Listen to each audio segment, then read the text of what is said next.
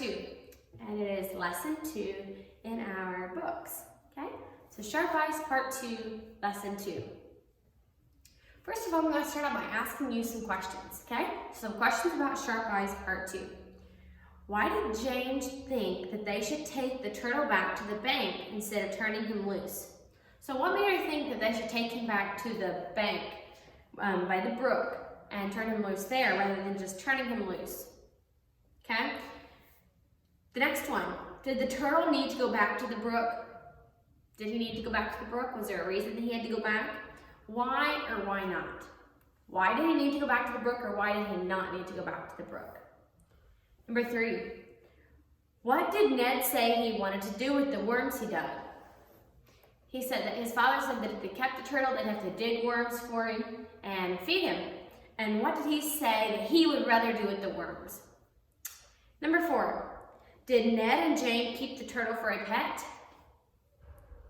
What does a turtle do to be safe? How does a turtle keep himself safe? Number 6, what did Ned and Jane need to do in order to have sharp eyes? What did they need to do to get sharp eyes? Okay, let's look at our lesson, okay? Part A. Part A says scan the story to find the answers. In the box, write the number of the paragraph where you found the answer. Okay, so you read through your story, or scan through your story. For number 1, it says it's on page 118. What kind of turtle did the children find? Now notice in your book, turtle is in bold print, okay? It's in the big letters.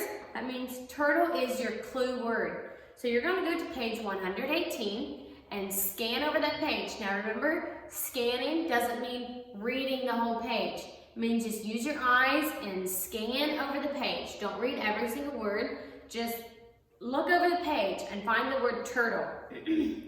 And then you write what kind of turtle it was. What kind of turtle, right? What kind of turtle it was. And then in the little box beside your answer, write which paragraph you found it in. Now remember that when you count paragraphs, you start at the first paragraph, the first full paragraph on the page. So if there's already a paragraph started at the top of the page, don't count it, okay? Start at the first full paragraph and count to which paragraph you found that answer in. Part B. Write answers to the following questions. So it asks you questions. What must Ned and Jane do if they want to see a turtle come out of its shell? And for these, you do not need to write complete answers, okay? You don't need to write complete sentences. Just simply write the answer, just a little phrase answer. So what did they need to do? Just write what they needed to do. Number 4, what does a turtle do to be safe? Write how a turtle keeps itself safe. And what is one thing turtles eat? In our story, what was the one thing I said that turtles eat? Part C. Underline 2 answers underline 2 answers you think are right. Now, did you catch how many answers you're supposed to underline? Underline 2 answers. So it says, why doesn't a turtle go fast? Why do you think a turtle doesn't go fast? Underline 2 answers. Number 7, what must a turtle do to get anywhere? Before he can go anywhere, to get anywhere, what must he do? Underline 2 things that he must do to get somewhere. Okay. And then we have our Bible verse again. Now remember, this is just the ending part of the verse. The first part of the verse was in Sharp Eyes Part 1. But the new part of the verse is, and the cattle upon 1,000 hills, Psalms 50:10. But we're going to be practicing the whole verse again. So the first part was, for every beast of the forest is mine.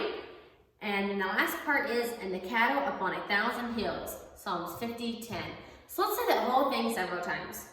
For every beast of the forest is mine, and the cattle upon 1,000 hills, Psalm 50:10. Let's say it again.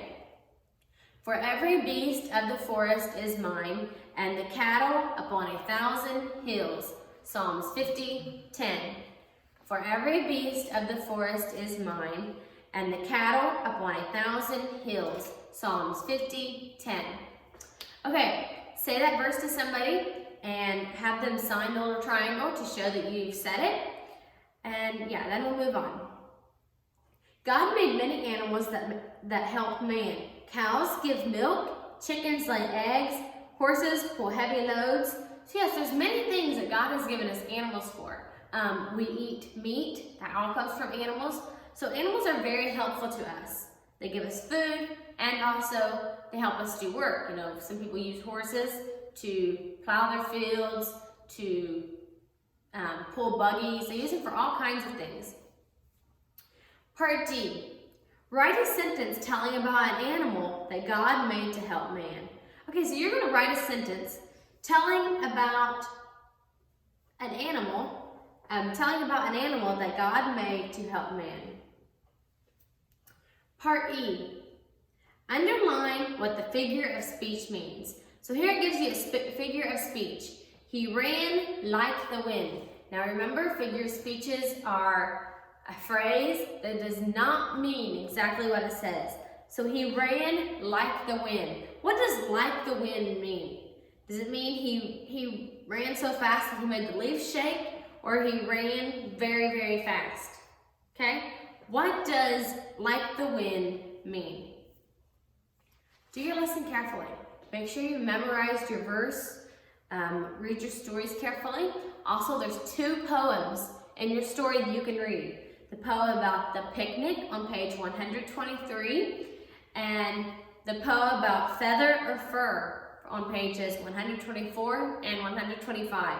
So read both of those poems, okay? Read those to somebody, read your story to somebody, and yeah, practice lots of reading. Make sure you can say your Bible verse also, and send it to somebody, have them sign your box. Check over your work, make sure it's done neatly, everything's spelled correctly, you follow directions, and I will see you in math class.